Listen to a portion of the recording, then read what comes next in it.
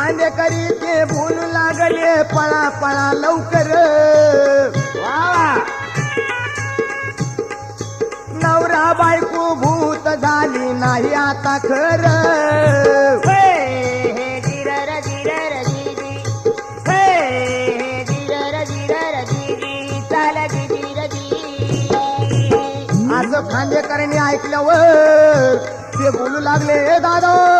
हा अरे मेलेले माणसं भूत झाले पळा पळा पळा 4 खांदेकरी आणि 5वा पागड्या घाबरून गेले कुठं पळावा काय करावा काही सूचना त्यांना त्यांना वाटलं हे भूत झाले आपण यांना आजीन डाव दिला हा यांचे कपडे सुद्धा जळाले आणि भूत झाले